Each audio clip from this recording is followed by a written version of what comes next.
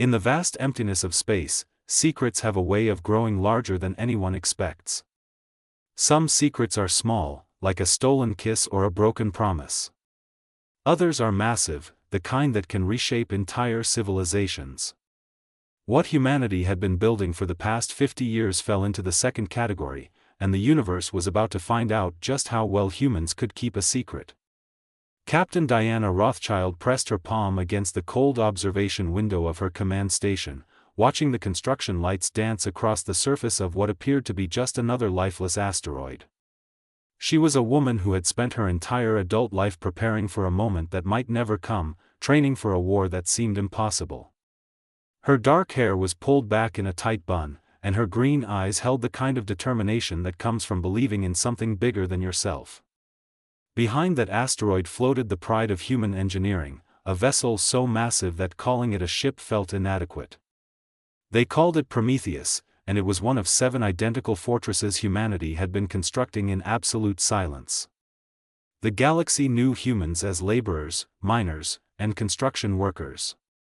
When the Galactic Collective had welcomed humanity into their cosmic community 70 years ago, it had seemed like the greatest moment in human history. First contact with alien civilizations, access to technology beyond imagination, and a chance to join something greater than Earth. But the reality had been different from the dream. The insectoid Krellians saw humans as useful tools. The crystalline Luminar considered them interesting but ultimately simple. The reptilian Sarkon barely acknowledged human existence at all. Even the supposedly enlightened Ethon, beings of light and consciousness, treated humans with the same distant politeness one might show to a clever pet. Director Vincent Hayes supervised the weapon systems deep within Prometheus.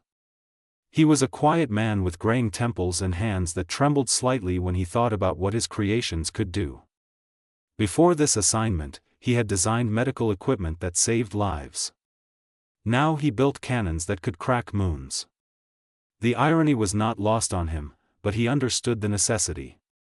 The galaxy had taught humanity a brutal lesson, that kindness was seen as weakness, and weakness invited exploitation. The main battery of Prometheus held enough destructive power to sterilize entire star systems. Each of the 7 fortress ships carried weapons that made the Collective's most powerful dreadnoughts look like children's toys. Lieutenant Rachel Park monitored the security perimeter from her patrol vessel. She was young, barely 30, but she had perfect instincts for spotting trouble. Her ship drifted between actual mining operations and the hidden construction sites, making sure that everything looked exactly as boring as it should. The Collective's spy satellites passed overhead regularly, their sensors sweeping the asteroid belt for anything unusual. They saw thousands of human workers moving rocks, refining metals, and building the same simple space stations humanity had been constructing for decades.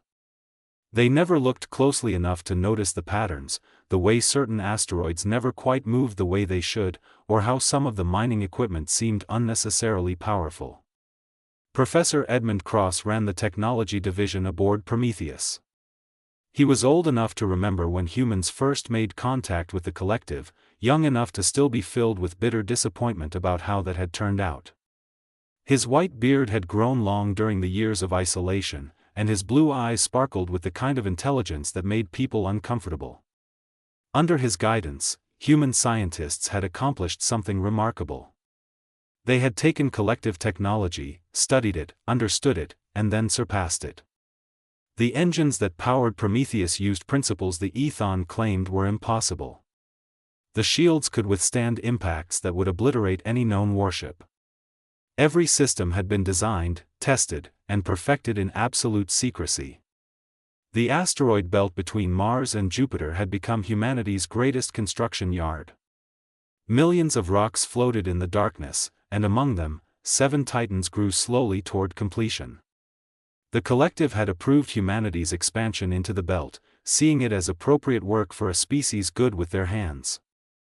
They never questioned why humans needed so many mining stations or why the refineries seemed larger than necessary. The aliens were so confident in their superiority that they never considered humans might be capable of deception on this scale. Captain Diana received a coded transmission from Earth Command.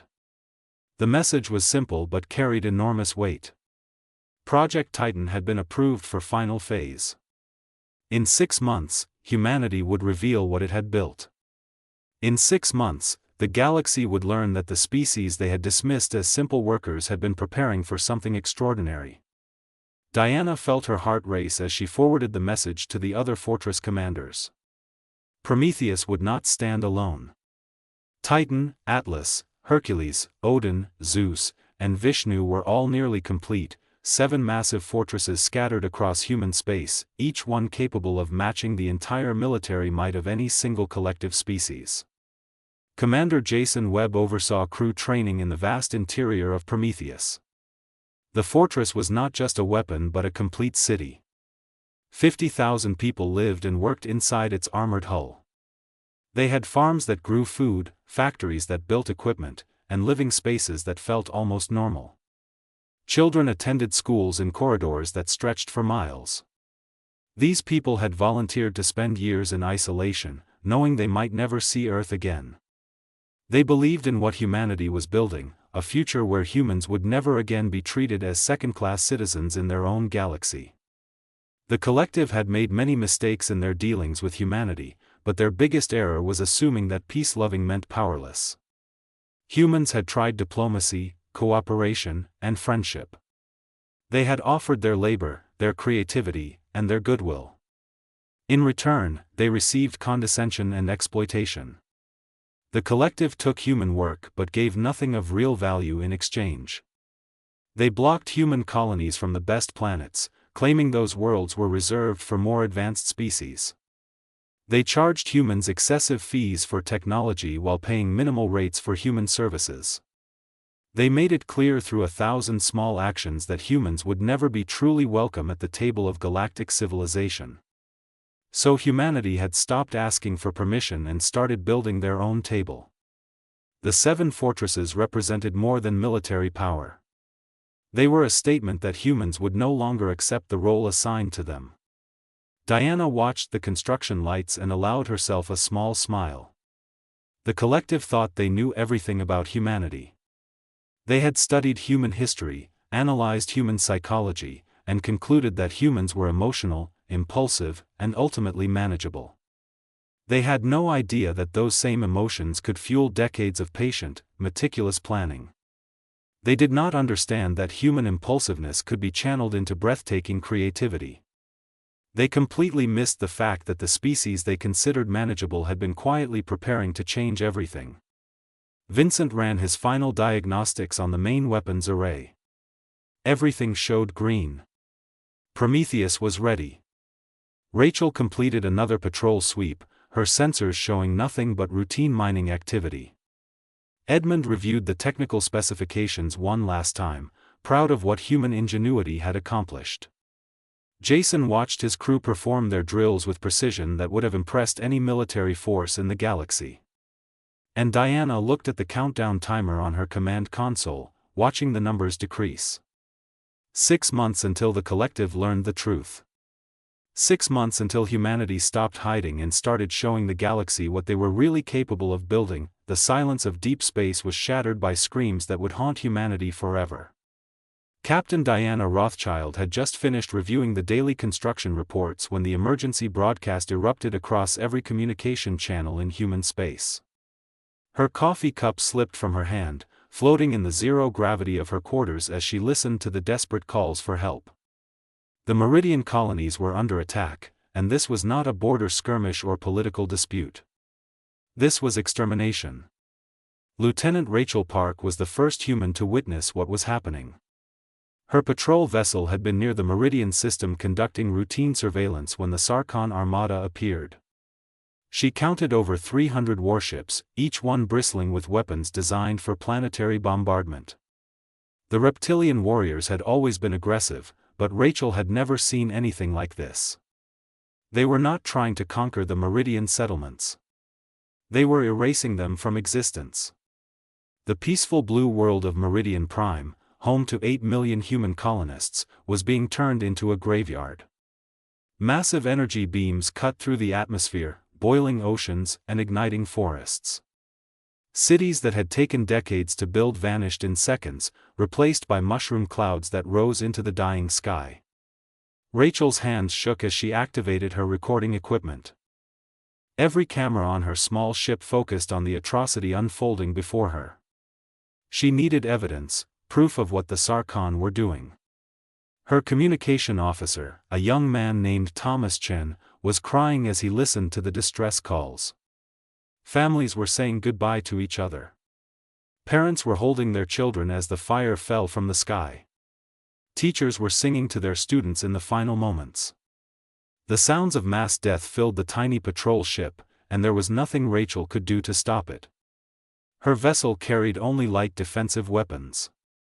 Against 300 Sarkhan dreadnoughts, she would be destroyed before firing a single shot. Back aboard Prometheus, Vincent Hayes watched the same footage and felt something break inside him.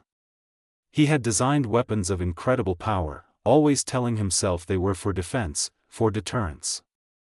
Now he understood that deterrence only worked if people knew what you had. The Sarkhan had attacked because they believed humans were weak and unprotected. They thought the Galactic Collective would file complaints and hold meetings while human colonies burned. Vincent walked to his weapons console and began running calculations.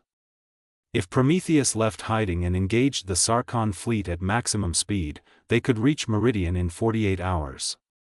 It would be too late to save the colonies, but they could make sure the Sarkhan paid for what they had done. Director of Intelligence Olivia Zhang had been monitoring collective communications for years.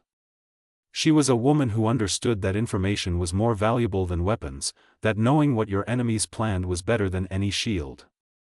What she discovered in the hours after the Meridian attack made her physically ill. The Sarkhan had not acted alone. They had requested permission from the Collective Council to proceed with what they called a punitive expedition against human expansion. The request had been discussed, debated, and quietly approved. Not all species had voted yes, but enough had remained silent to let it happen. The crystalline Luminar had abstained, claiming the matter did not concern them. The Ethon had expressed mild disapproval but took no action. Even species that humans had considered friendly had done nothing to prevent the massacre. Professor Edmund Cross gathered his senior scientists in the main laboratory of Prometheus. His voice was steady but his eyes burned with cold fury. The attack on Meridian had proven everything he had believed about the collective. They saw humans as expendable, as creatures whose lives held less value than those of the established galactic powers.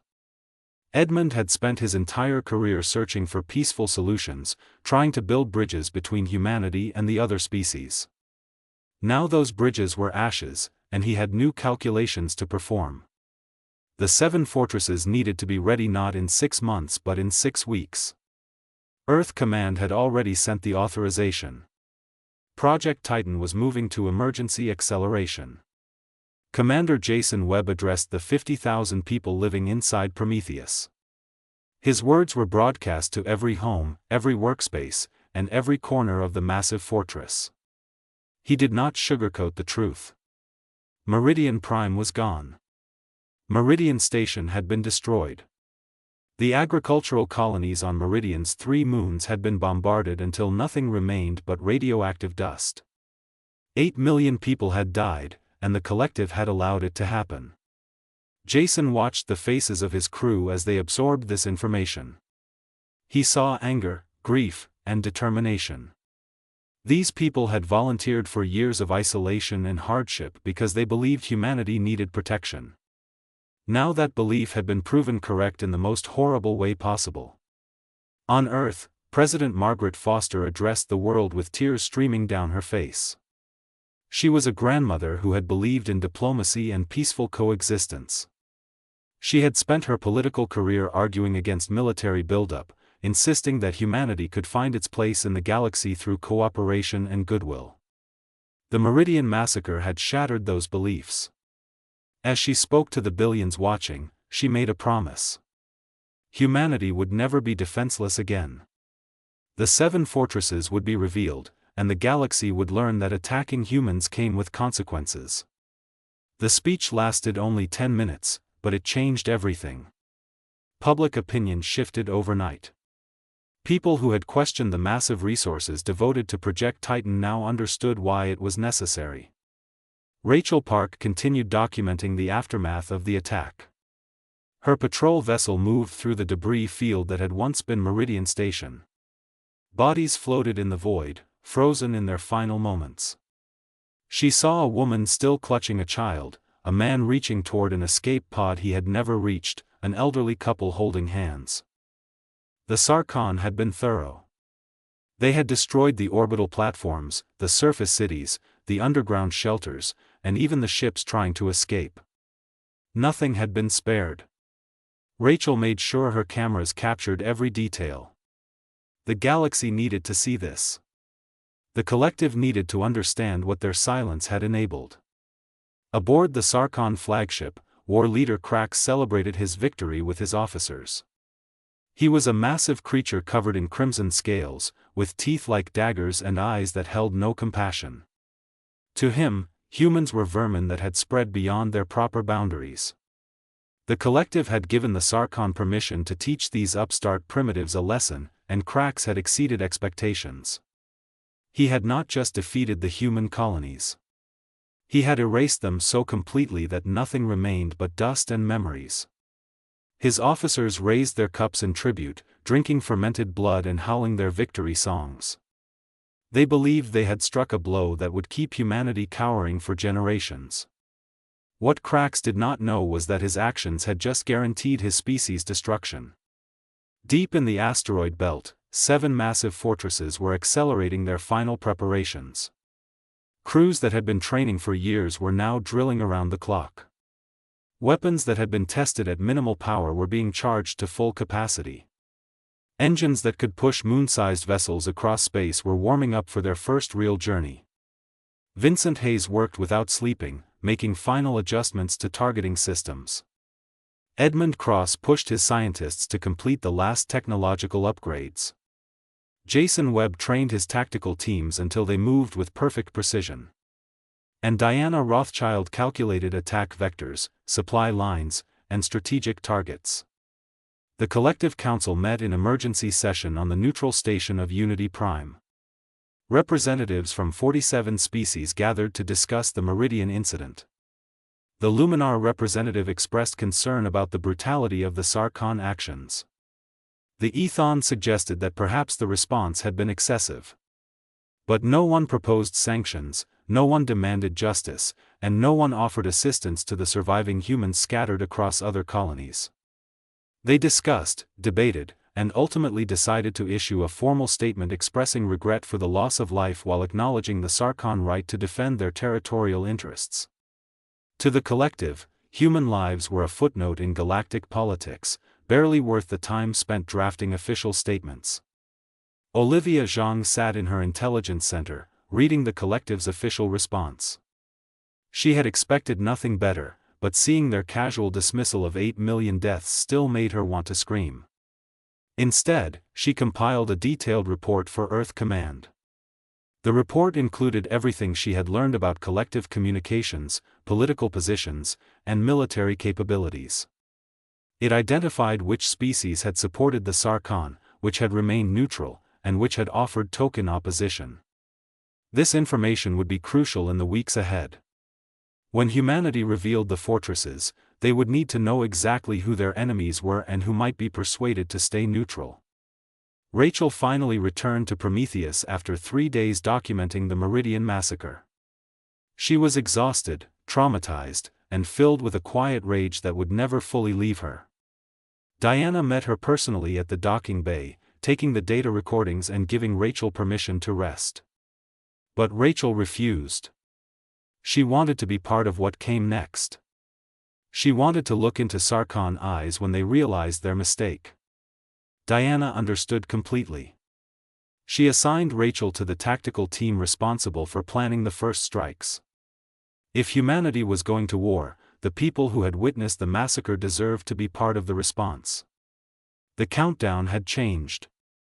6 months had become 6 weeks, and every person involved in Project Titan understood what that meant. They would work without rest, pushing themselves beyond normal limits to make sure the fortresses were ready. Because somewhere in the galaxy, the Sarkhan were celebrating their victory.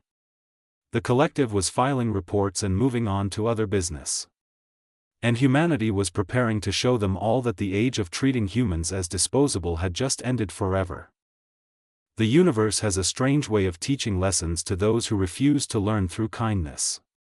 For 70 years, humanity had extended the hand of friendship to the galaxy, offering cooperation, hard work, and genuine respect to species that viewed them as nothing more than convenient labor. The Meridian Massacre was the final lesson humanity needed to understand a truth as old as time itself: peace is not given to the peaceful, it is earned by those strong enough to defend it. Captain Diana Rothschild stood on the bridge of Prometheus as the massive fortress powered up for the first time at full capacity. The vibration ran through every deck, a deep thrumming that felt like the heartbeat of some ancient god awakening from centuries of sleep. Around her, officers moved with calm precision, their faces showing the kind of quiet determination that comes from knowing your cause is just. Diana had not slept in 3 days, surviving on coffee and the burning need to make sure everything was perfect. She thought about the children of Meridian Prime, the ones who had been singing in their classrooms when the fire fell from the sky. This was for them. This was so no human child would ever die that way again. Vincent Hayes activated the main weapon systems, watching as power readings climbed to levels that would have seemed impossible just months ago. Each of the 7 fortresses carried firepower equivalent to an entire collective battle fleet. Together, they represented a force that could reshape the political map of the galaxy. Vincent had made peace with what his weapons would do. He was no longer building tools of destruction. He was crafting instruments of justice. The main cannons of Prometheus could fire projectiles at near-light speed, creating impacts that released energy comparable to stellar explosions. The secondary batteries held thousands of missiles, each one guided by artificial intelligence smart enough to outthink any defensive system in known space.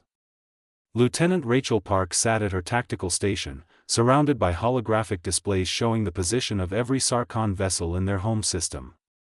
She had memorized the attack plan, running through it in her mind hundreds of times until every detail was perfect. The Sarkhan homeworld of Sarkos Prime orbited a red giant star, protected by defense platforms that had never been tested in real combat. The reptilian warriors believed their world was impregnable, shielded by technology and the implicit protection of the collective. They were about to learn how fragile safety could be when it rested on assumptions rather than strength. Professor Edmund Cross made final adjustments to the communications array. When Prometheus and its sister fortresses appeared in collective space, humanity would broadcast a message that every species in the galaxy would receive. Edmund had written that message himself, choosing each word with the care of a man who understood that history would judge what came next. The message was not a declaration of war or a threat of conquest. It was something more powerful, a statement of existence, a notification that humanity would no longer accept the role assigned to them by species who mistook patience for weakness. Commander Jason Webb walked through the residential sections of Prometheus, stopping to speak with families who had made this fortress their home. He saw mothers holding their children, fathers explaining to curious youngsters why the fortress was shaking, elderly couples who had volunteered their remaining years to ensure humanity's future. These were not soldiers seeking glory or politicians chasing power. They were ordinary people who had chosen to be part of something greater than themselves. Jason found himself thinking about his own daughter, safe on Earth, growing up in a world that would be different because of what happened today. She would live in a galaxy where humans were respected, where the strong did not prey on the weak with impunity. The other 6 fortresses were also coming online. Titan emerged from the shadow of Saturn's rings, its weapons hot and ready. Atlas uncloaked near the Kuiper Belt, revealing itself to surprised collective observers who had been watching that region for decades without seeing anything unusual. Hercules, Odin, Zeus, and Vishnu all activated simultaneously, creating sensor readings that sent shock waves through every military command center in the galaxy. Intelligence officers from 47 species stared at their displays in disbelief, trying to understand how humanity had built 7 moon-sized warships without anyone noticing. President Margaret Foster addressed Earth one final time before the fortresses jumped to combat positions. She spoke about the price of peace and the cost of allowing injustice to go unchallenged. Her voice carried the weight of grief for Meridian and the strength of determination for the future. She explained that humanity was not seeking revenge but demanding recognition. The galaxy would learn that human lives had value, that human territory would be protected, and that human friendship was a gift to be treasured rather than a weakness to be exploited. When she finished speaking, billions of humans across dozens of colonies stood a little straighter, feeling pride that had been missing for too long. Olivia Zhang coordinated the intelligence network that would support the operation. Her team had identified every collective military installation, political center, and communication hub within 100 light-years. If the collective chose to respond to humanity's emergence with force, Olivia's information would ensure that human strikes were precise and devastating. She had also prepared detailed analyses of each species' likely response. The Luminar would probably retreat into neutrality, unwilling to risk their crystal worlds. The Ethon might attempt mediation, though their credibility was shattered after their silence during Meridian. The smaller species would watch carefully, trying to decide which side to support. The moment of revelation arrived like dawn breaking over a sleeping world. Prometheus and its sister fortresses emerged from hyperspace in carefully chosen locations across collective territory. They did not attack. They simply appeared, massive and undeniable, impossible to ignore or dismiss. Sensors across the galaxy went haywire as they tried to process the energy signatures of 7 planet-sized vessels that should not exist. Communications channels flooded with panicked transmissions as species realized that the balance of power had shifted in ways no one had predicted. Diana initiated the broadcast, and Edmund's message echoed across every communication frequency in known space.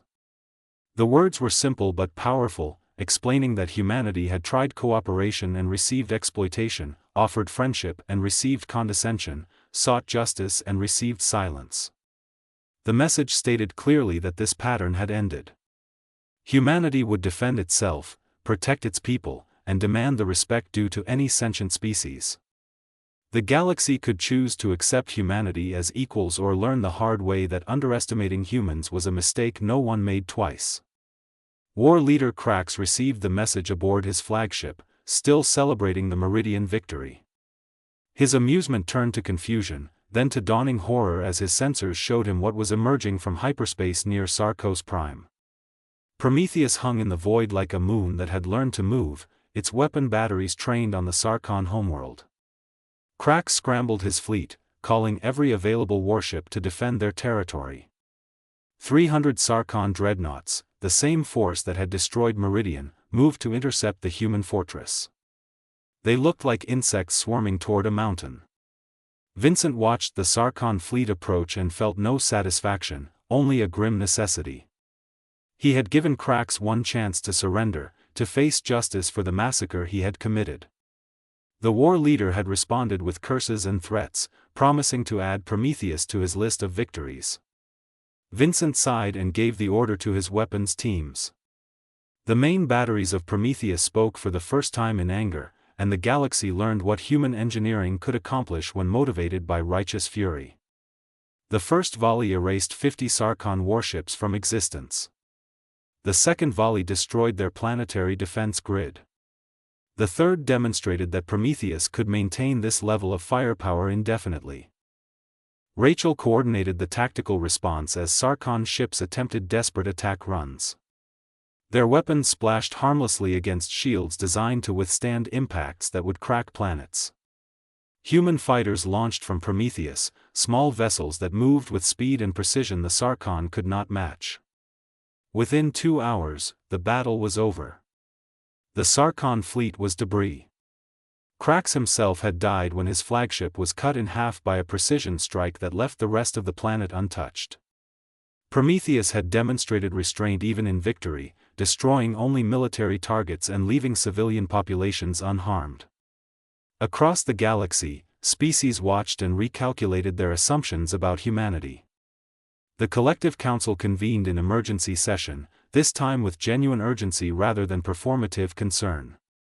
Representatives who had dismissed human complaints now spoke respectfully, suddenly aware that the species they had ignored possessed weapons that could threaten anyone. Edmund's message had included a simple demand: humanity wanted a seat on the collective council with full voting rights, protection for all human colonies under collective law, and prosecution of those responsible for approving the Meridian massacre. The alternative was left unstated but clear. Diana stood at the observation window of Prometheus, watching the debris of the Sarkon fleet drift in the void. She felt no triumph, only a deep sadness that it had come to this. Humanity had not wanted war. They had wanted only to live in peace, to contribute to galactic civilization, and to protect their people. But peace without strength was merely waiting for someone stronger to decide your fate.